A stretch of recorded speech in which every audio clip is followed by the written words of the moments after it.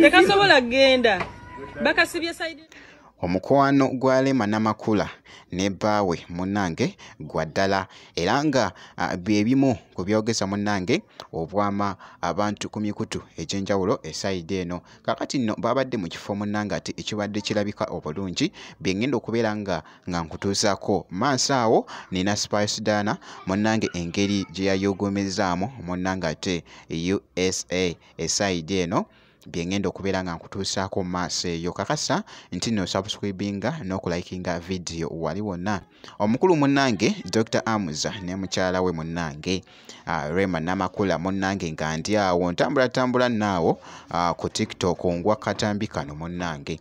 Kakati nno Rema Namakula yabadde mu kintu ekyo nga bw'okirengera munnange kibadde ku mazzi naye bannange atidde mukazi wattu bambi abadde atidde agambye kyokka bannange omukulu Sebunya kyokka ate naawe oli mukujja bannange ekintu tekigenda tusuula mu mazzi nkugambye kibadde mu katambi kibadde kikabuka naye nga bambi beeraze ate wali amapenzi era nga bongezaako okulaba akatambi ako.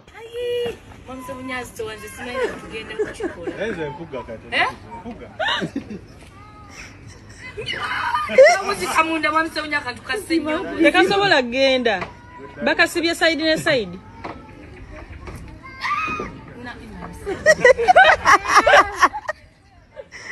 Kale bupozi bujjeyo tulabe. Ande manyo jjatya. Nawe mwewunzika kasita muli babiri munaawuga.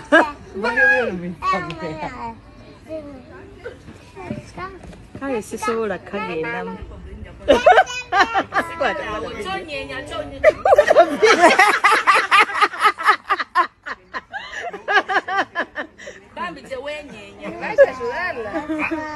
Uyo nkugambye amapenzi gabadde mangi nnyo era nga boolengera munnange awo nga bali ku byesuuba awo nga bibatwala bibaze eno bibaze eri munnange.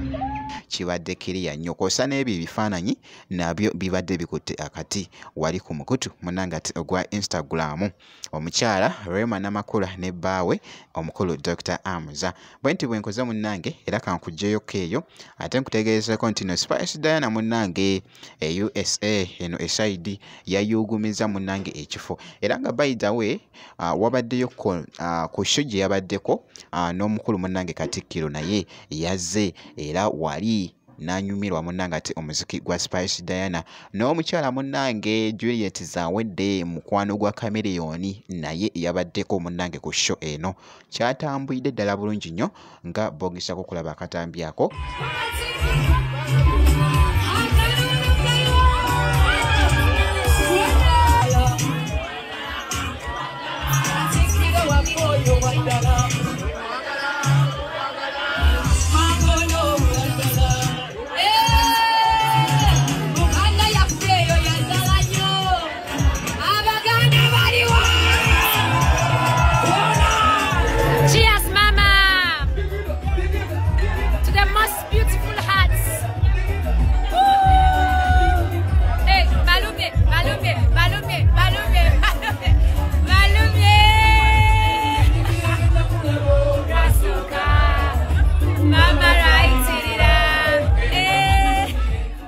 Kosa ate n'ebyo ebifaananyi nabyo bibadde bikutte akati. Spice Diana bannange ennaku zino bambi ali bulala bambi era nga amukuba make-up ye amanyi kyakola munnange kosa ate n'abeera ku kamera amanyi omulimu gwe munnange ate gwakola.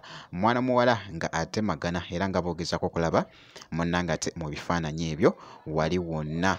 Mwana muwala ono jjukira nti no akyalina oluyimba olutambula munnange ate enzigulawo esayidi eyo era nga lukyakutte akati ku mikutu gyonna esayidi eyo okwetoolola munnange ate esayidi eno. Kakati nno bwe nti wenkoze era nga ngenda kubeera nga nkomawo maaso eyo n'ebirala kakasa nti nno osubscribinga kasitobeera nga tonnaba ate wali kitambwire ddala bulungi nnyo.